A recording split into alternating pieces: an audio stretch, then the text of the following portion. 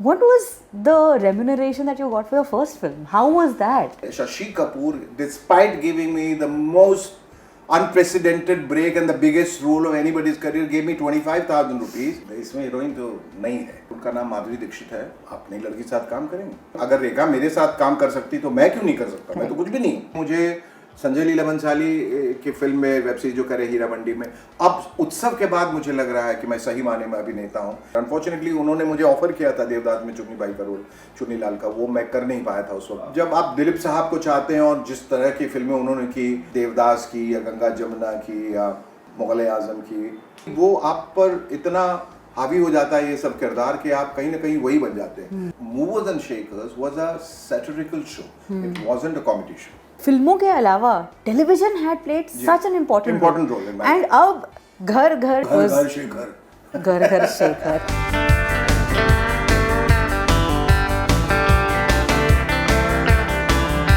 Hi, this is Shekhar Suman and you're watching me on Bollywood Hangama.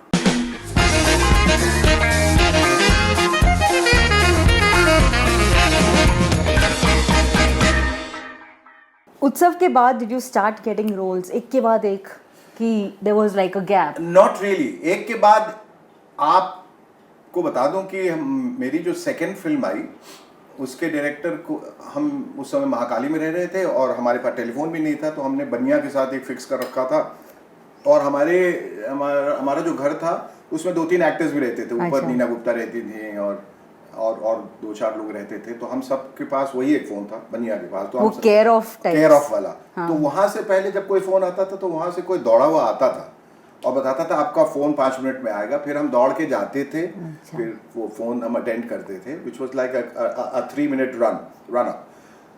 और वो एक process, phone आया भागो, प्रोड्यूसर का फोन आया, दौड़ के चप्पल छूटा हुआ भागते थे, फिर वो फोन आता था। तो एक फोन आया मुझे, तो that was my second film. तो मैंने फ़ोन उठाया बहुत एक्साइटमेंट में, तो उन्होंने कहा कि मैं ये बोल रहा हूँ और मैं एक फ़िल्म शुरू कर रहा हूँ जिसमें एक जर्नलिस्ट का रोल है और वो एक सत्य की लड़ाई लड़ता है, उसके हाथ में सत्यमेव जयते लिखा है, उसका लोग फिर अंडर वर्ल्ड वाले हाथ काट देते हैं कि साले इसी से तुम लिखते हो तो इसको ही काट देते हैं, अब दिखाओ लिख के। और फिर वो अपने बाएं हाथ से वो एक प्रेस शुरू करता है। तो मुझे कहानी बहुत पसंद आई और मैंने कहा इसकी हीरोइन कौन है, क्योंकि अब रेखा के साथ काम कर रहा था तो मेरी एक्सपेक्टेशन से बहुत। तो उन्होंने कहा कि इसमें हीरोइन तो नहीं है, एक लड़की। मैंने कहा नहीं है तो आप नई लड़की के साथ काम करेंगे? मैंने कहा मिल लेते हैं पहले, काम करेंगे जरूर। अगर रेखा मेरे साथ काम कर सकती तो मैं क्यों नहीं कर सकता? मैं तो कुछ भी नहीं। तो बोली कि वो लड़की है एक, अभी वो कुछ बायोलॉजी कर रही है या कहीं कर रही है और उनका नाम माधुरी दीक्षित है और अभी उन्होंने एक फिल्म की है अबोध, और तो वो हीरोइन है इसकी। तो हमने कहा और पैसे नहीं है फिल्म में। मैंने कहा पैसे नहीं है फिल्म में, लड़की भी नहीं है और तुम चाह रहे हो कि मैं ये फिल्म करूं? बोला कि नहीं, अगर आप सही माने में अगर आप एक्टर हैं और आपको रोल पसंद है तो पैसा तो आ जाएगा कहीं से। मैंने कहा ये बहुत अच्छी फिलॉसफी है आपकी भाई, तो मैं सर्वाइव कैसे करूँगा? मैंने कहा बोले आप एक बार, उसने कहा तुम कहानी सुन लो, आप कहानी सुन लीजिए और इनसे मिल लीजिए और फिर देखते हैं आगे क्या होता है। I remember going to her place, उनका घर था JB नगर में, वहाँ गए अंधेरी में मिले and I like her, very pretty girl. तो हमने कहा कि भाई डेफिनेटली कर रहे हैं फिर, there is no reason why I should say no.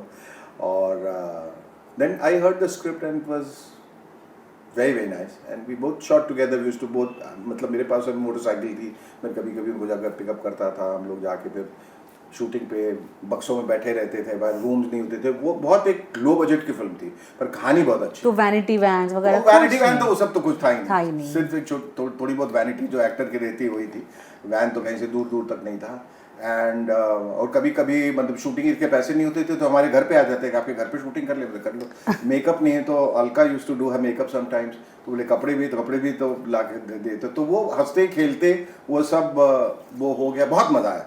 But she was a wonderful girl और मुझे, और वो तो कमाल की डांसर भी थी, और मुझे उनके साथ पहली बार, चूंकि उत्सव में ये सब था नहीं, एक कमर्शियल फिल्म थी, तो मैं डांस वांस कर, जब वो डांस करती थी तो मैं वो काउंटिंग करता था 1 2 3 4, तो कोरियोग्राफर कहते भाई आपको गाना गाना है, काउंट नहीं करना है 1 2, वो हमारे लिए हम काउंट करते 1 2 3 4, पर मज़ा बहुत आया। फिर मुझे फिल्म मिली पति परमेश्वर डिम्पल के साथ, फिर एक फिल्म हमने जूही चावला के साथ की जिसमें ट्रिपल रोल था, पर वो उस किस्म की फिल्म में नहीं थी जो मैं चाह रहा था। एक जो बहुत बड़े बैन किया मैंने, संसार की एक बड़ी फिल्म की, अनुभव की बहुत बड़ी फिल्म जो बहुत चली, नाची मयूरी की बहुत बड़ी फिल्म थी, रणभूमि की जो मल्टी स्टार का, लेकिन फिर भी वो जो मुझे चाहिए था वो नहीं मिल रहा था मुझे। वो उत्सव के बाद वो फीलिंग अब जाके मुझे संजय लीला भंसाली की फिल्म में, वेब सीरीज जो करे हीरा मंडी में, अब उत्सव के बाद मुझे लग रहा है कि मैं सही माने में अभिनेता हूँ।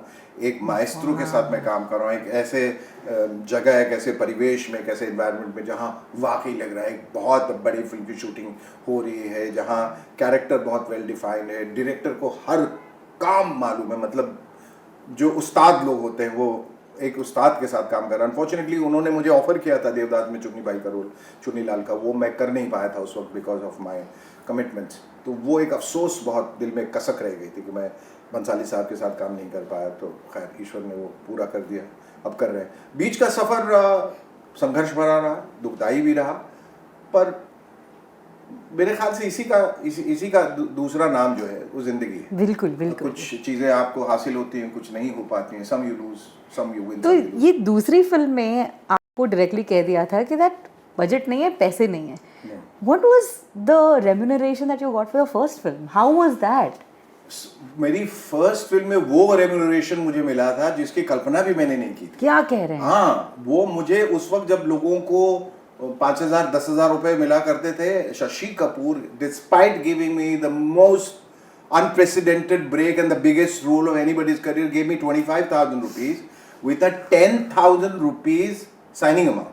मैं गिर गया वाकई। मैं उस जीरो को मैंने कई बार काउंट किया। I thought it must be 1,000 which I'm reading as 10,000. ये कौन सा वक्त था Shekhar ji? Like everything. But he was always like that. Shashi ji, I just met the right person.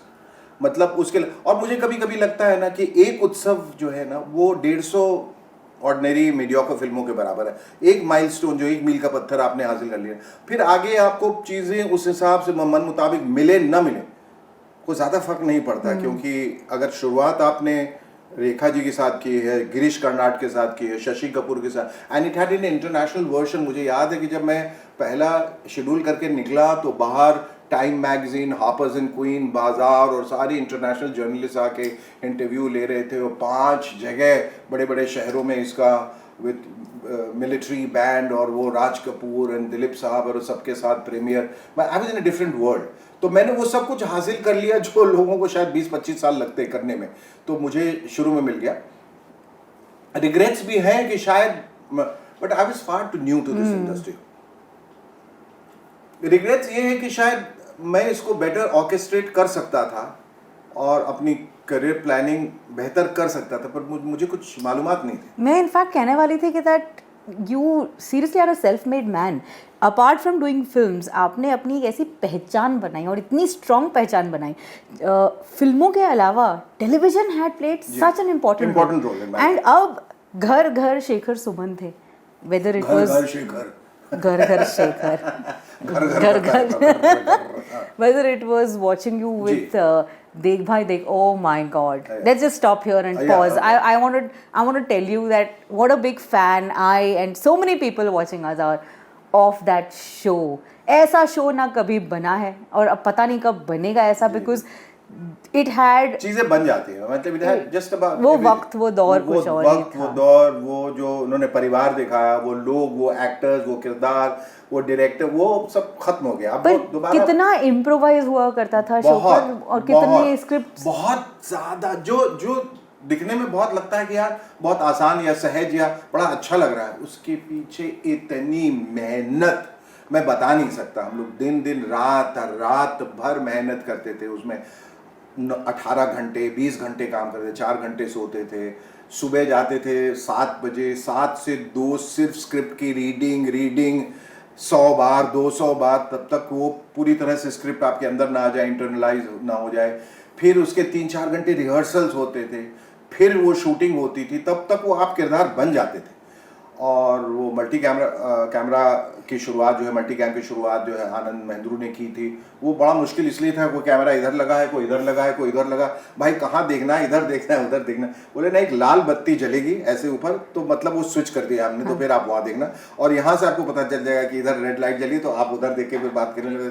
तो वो सारा कुछ करना, कैरेक्टर के साथ इंटरेक्ट करना, अपने लाइन्स याद रखना, उनके लाइन्स याद रखना, उतने क्यूज, उतने rehearsals, but it was like an institution. After this show or जी. during the show, did you feel that comedy is my calling?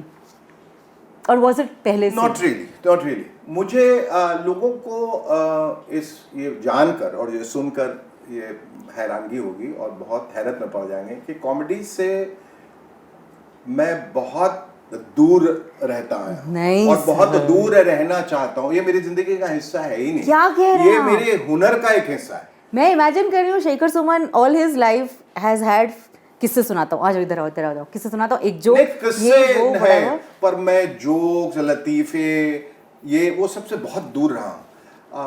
और अगर मेरे पास ये ऑप्शन होता, चॉइसेस होते, तो मैं कॉमेडी जिंदगी में करता ही नहीं करता। मैं बहुत अलग किस्म का एक्टर हूँ, बहुत मेरी रुचि और बहुत साहित्यिक चीज़ों में है। और उसकी वजह ये भी कि आप देखिए कि मेरी शुरुआत जो हुई उत्सव जैसी फिल्म से हुई, जो कि साहित्य पे आधारित है, ब्रिजकटिकम पर, और वहाँ से बहुत सारी जो मैंने चीज़ें की। जब आप दिलीप साहब को चाहते हैं और जिस तरह की फिल्में उन्होंने की, देवदास की या गंगा जमुना की या मुगल आजम की, तो आप फिर कहीं ना कहीं वो आप पर इतना हावी हो जाता है ये सब किरदार कि आप कहीं ना कहीं वही बन जाते हैं। जैसे आनंद के किरदार के बारे में कह रहा, तो वो उसका कॉमेडी से कोई लेना देना नहीं था। वो एक बहुत ही संजीदा किरदार था जो अपनी ट्रेजेडी को छिपा के चल रहा था, फिर भी दुनिया को हंसाने की कोशिश कर रहा था। लेकिन एज एन एक्टर मुझे मेरी रुचि हमेशा बहुत गंभीर चीज़ों के प्रति रही, और कॉमेडी से I have a great sense of humour otherwise, but as far as roles are concern, जहाँ तक मेरे हिस्ट्रियोनिक्स का सवाल है या मेरे प्रेडिलेक्शन का सवाल है या चॉइसेस का सवाल है, वहाँ ना मैं मूवर्स एंड शेकर्स करना चाहता था, ना मैं देख भाई देख करना चाहता था, ना कुछ। ये तो अनायास ऐसा हो गया, and there was nothing like I realise that comedy was my calling. नहीं, फिर मैंने कहा यार ये लूत की तरफ चिपक ना जाएगा, इसको तो हटाओ दूर, मुझे कॉमेडी करनी ही नहीं है। इससे मैं बहुत कोशिश की, मैंने दूर भागने की, और अब भी कोशिश करता रहता हूँ, लेकिन कहीं ना कहीं लोगों को ये पसंद है बहुत ज़्यादा इन टर्म्स ऑफ एंटरटेनमेंट। उनको हल्की फुल्की चीज़ें कभी ज़्यादा पसंद आती I think it was also your command on the language. Yes. That, you know, like if I think about देख भाई देख, एक मेरा favorite episode रहा है where you know you and Lilliput have this कमाल की चीज़ें, कॉमिक टाइमिंग है, क्या है वो, एक डॉक्टर है और याददाश्त चली गई है आपके यहाँ नौकर की, और वो आपके साथ चल रहा है। I am just narrating what I have enjoyed watching, and you know there is this thing where he says that you know signal तो ग्रीन हो जा, सिग्नल तो ग्रीन हो जा, और आप कहते हैं सर आप क्या कहते हैं बताइए, आप खुद ही बोलिए। देखा But the मतलब जो फराटेदार, this is the perfect word for you, the फराटेदार स्टाइल में आप मतलब जो ऐसे मारते थे ना पंचेस, ऐसे जोक्स मारते थे कि that it just felt like you're not acting, and which is why I asked कि improvise कितना होता होगा। जो क्लासिकल सिंगर्स होते हैं जब ये आलाप लेते हैं या तान छेड़ते हैं तो लगता है कितने आराम से, या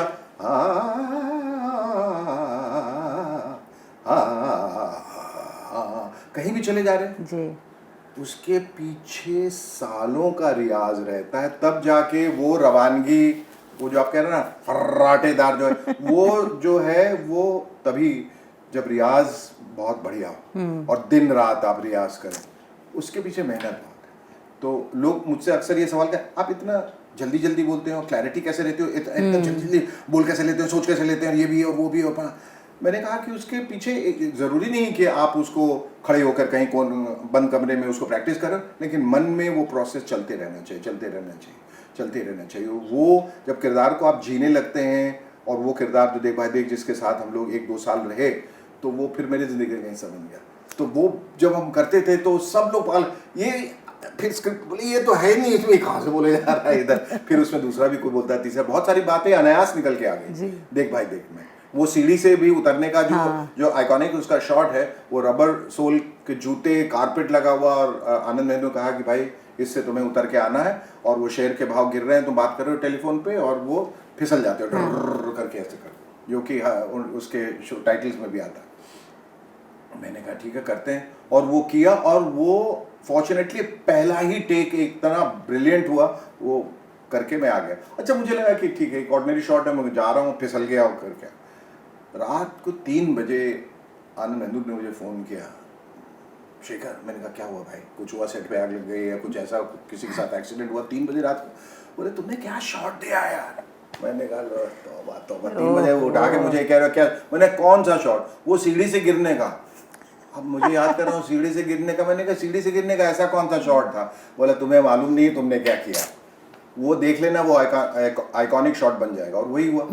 और वो पता नहीं कैसे, बस कुछ चीजें हो जाती हैं, तो वो करने को तो बहुत लोग कर सकते हैं, लेकिन वो नेचुरल दिखना चाहिए, कोई ऐसा हो गया करते करते, ना करने की कोशिश की गई। तो देख भाई देख में ऐसे बहुत सारे वाकयात हैं जहाँ चीजें होती चली गई, अच्छी चीजें बन जाती हैं। अगर आप कोशिश करें कि मुझे देख भाई देख पार्ट 2 बनाना, शायद ना बन पाए।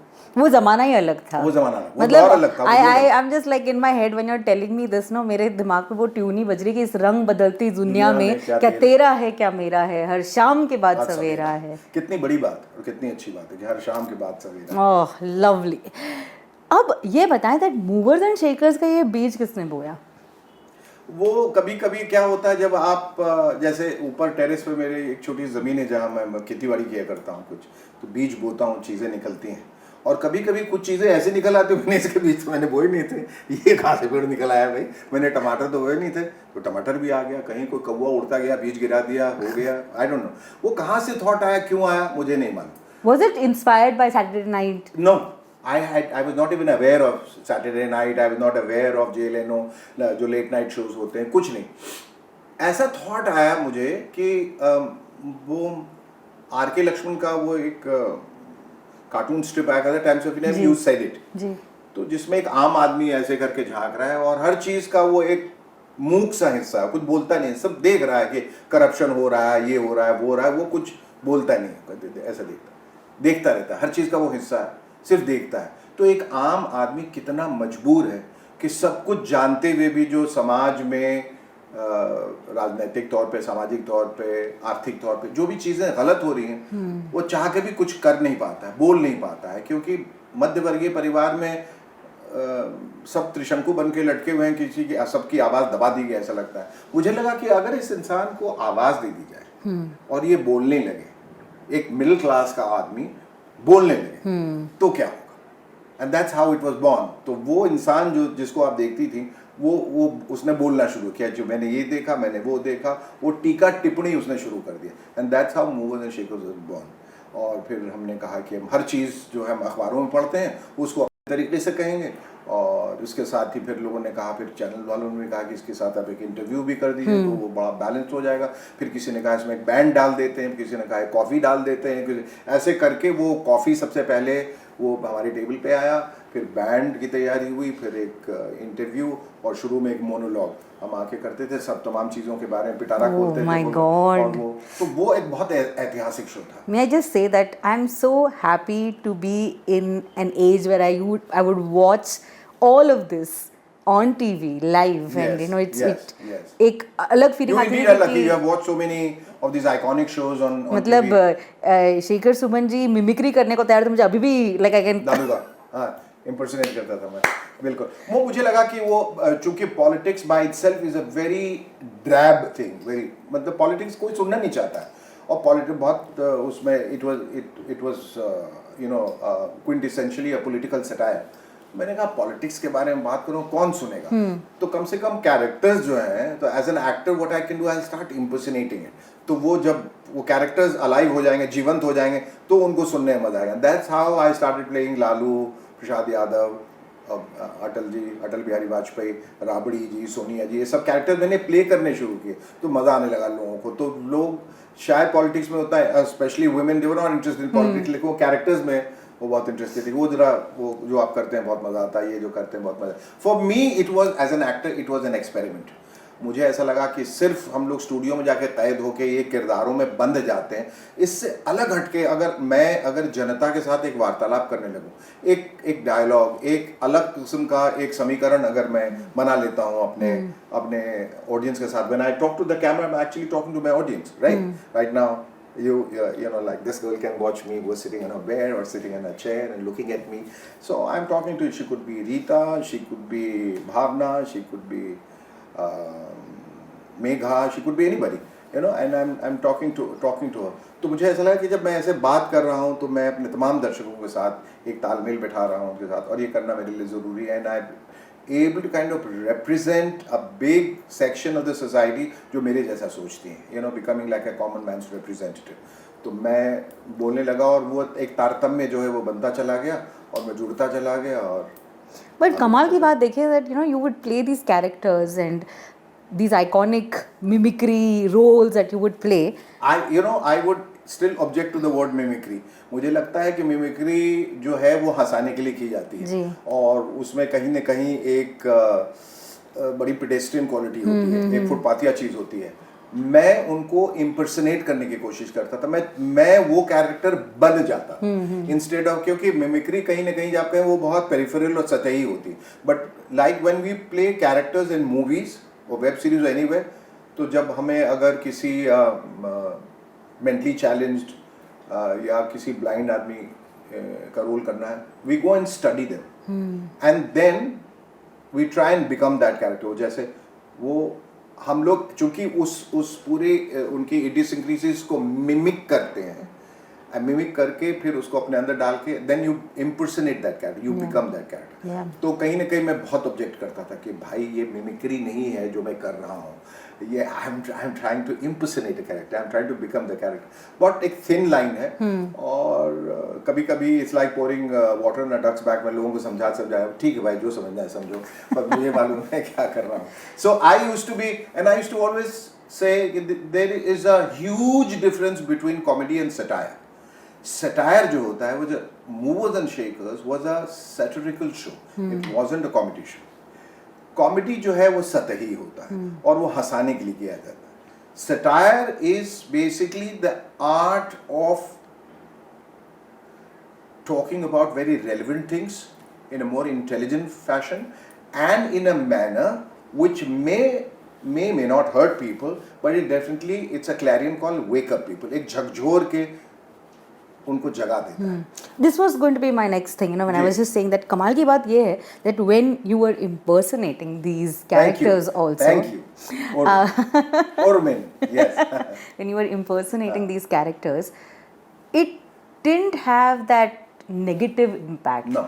आज के ज़माने में I think, do you agree that people have become extremely, what's the word? I don't want to say emotional, but yeah, intolerant to any such and very sensitive. Yes, sensitive. I think would be a better. Very intolerant है ना? क्योंकि अब कोई भी joke crack करने से पहले एक स्टैंड अप कॉमेडियन सोचना पड़ता है उन्हें, पोस्ट करने से पहले हम 4 बार सोचते हैं कि कौन से एंगल से पकड़े कोई नाराज ना हो जाए। What are your thoughts? Do you think that, you know, movers and shakers, उस जमाने का मूवर्स एंड शेकर्स आज के ज़माने में would have worked? It would have probably worked differently. उसको थोड़ा intelligently, थोड़ा cleverly, थोड़ा और घुमा फिरा के फिर बोलना पड़ता है। There we could say things the way we wanted to say, without any filters. क्योंकि लोगों में इतना sense of humor था कि वो उसे बर्दाश्त कर सकते थे, या शायद सोशल मीडिया नहीं था, वो अगर करना भी चाहते, अगर रिवोल्ट करना चाहते या कुछ बोलना चाहते उसके खिलाफ तो कहाँ बोलते, बेचारे घर में ही कुड़ के रह जाते थे। तो वो अब इनको एक हथियार मिल गया तो बाहर आके हल्ला करते हैं, लेकिन उसके बावजूद अब कानूनी तौर पे प्रक्रिया होने लगी है। I know of lot of stand up comedians who got into trouble, तो उनको तो बहुत प्रॉब्लम होती है। इसलिए मैंने कहा कि मैंने अपनी जिंदगी को कॉमेडी से बहुत दूर रखा और बहुत कम लोग समझे। मुझे आके बहुत लोग कहते थे कि आप बहुत कमाल की कॉमेडी करते हैं, तो मैं बहुत बिगड़ जाता था। मैंने कहा मैं कॉमेडी नहीं करता हूँ मेरे भाई, मैं व्यंग करता हूँ। फर्क है, सटायर और कॉमेडी में फर्क है, और मैं स्टैंड अप कॉमेडी नहीं करता हूँ। This is a dialogue, this is a monologue. जैसे प्ले में स्टेज में खड़े होके एक सूत्रधार जब अपने दर्शकों से जुड़ता है, वो स्टैंड अप कॉमेडियन नहीं रहता है। मैं वो नहीं हूँ जो आप समझ रहे हैं, वो दूसरे तरह के लोग हैं वो जो ये सब करते हैं। मैं एक पढ़ा लिखा इंसान हूँ, नॉट टू से कि वो कुछ लोग पढ़े लिखे नहीं रहते हैं, लेकिन वो दूसरे किस्म के लोग होते हैं। मुझे ऐसा लगता है कि आप जो भी करते हैं, जो भी बोलते हैं, अगर उसमें आध्यात्म नहीं है, अगर it's not backed by academics जो आपने पढ़ा लिखा, because that tells you exactly how to talk, कहाँ रुकना है, कहाँ लकीर खींचनी है, कहाँ रेखा खींचनी है, वो आपको पता रहता है। इसलिए ये लोग बहक जाते हैं बाकी के लोग। Shekhar ji, I hope you know that मैं इस इंटरव्यू के जरिए एक ही रीजन के लिए आई हूँ, एक अर्जी लेकर कि we want movers and shakers back. Like that was my sole purpose to come here. आपको जान के आश्चर्य होगा कि कल तक हम यही बात कर रहे थे। हर जगह, हर महफिल, कहीं भी जाता हूँ या ट्रैवल करता हूँ, एयरपोर्ट में, प्लेन में, लाउंजेस में, रेस्टोरेंट में, सिनेमा हॉल में, लोग आके सर मूवर्स एंड शेकर्स तो कब कर रहे हैं मूवर्स एंड शेकर्स? तो ये आप दुनिया से कहिए कि उनको चाहिए और वो किसी और से कहें और वो हमारे पास कोई नहीं। डेफिनेटली ये आजकल तो इतने प्लेटफॉर्म्स है, like for you to just bring it out there, but it's in process, it's in the pipeline. Are you serious? It's in the pipeline, yes. और हम बस यही सोच रहे हैं, आपका जो सवाल था कि वो मूवर्स एंड शेकर्स जो आप करते थे, क्या आज के जमाने में कर पाएंगे, is the big question. And let's be honest, इसका जवाब मैं आपसे चाहूंगा। क्या मैं वो मूवर्स एंड शेकर्स जो करता था, जिस बेबाकी के साथ बोलता था और जिस फियरलेसनेस के साथ मैं बात कर सकता था, क्या मैं आज कर पाऊंगा? मेरा जवाब हाँ है। हाँ है तो फिर जरूर करूँगा। क्यों? मैं आपको ये बताती हूँ क्यों। क्योंकि while we did speak about one part of the audience who gets very sensitive about things, there's a larger part of audience, I think, who's extremely smart, intelligent, and we must cater to that, क्योंकि हमें ये I think उसकी ज़रूरत है। मुझे लगता है कि हमें इस महफिल को और इम्पोर्टेंस देना चाहिए ताकि वो प्रभावित कर सके बाकी छोटे परसेंटेज को, ताकि हमारा देश जो है, हम जहाँ है, we grow together in you're so right because we need it। एक दिमाग से लिबरेटेड होने की बहुत जरूरत है। yes, हम लोग अपने आप में इतना ज्यादा कुंठित हैं और इतना ज्यादा कुड़ गए हैं, जिसको कहते हैं एकदम गुस्से में रहते हैं। हर चीज से हर चीज पे गुस्सा आता है, हर चीज पे ऑब्जेक्शन आ जाता है, ये नहीं चाहिए, वो नहीं चाहिए, ये क्यों बोल दिया, वो क्यों बोल दिया।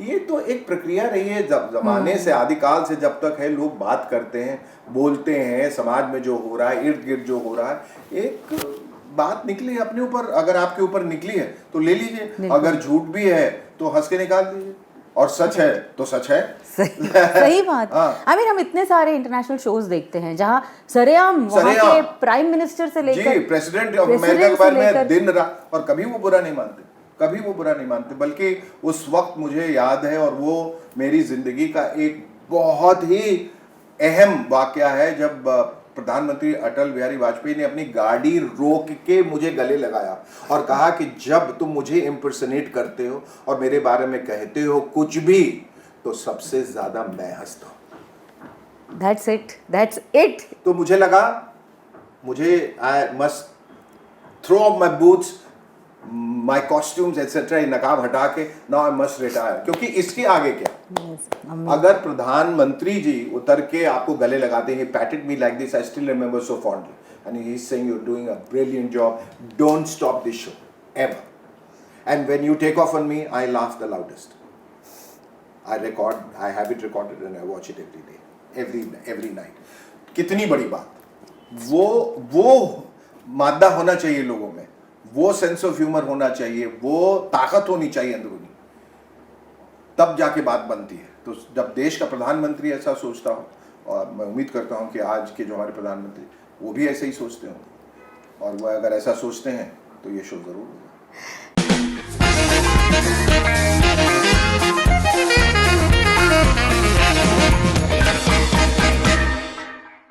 Hi, this is Shekhar Suman and you're watching me on Bollywood Hangama.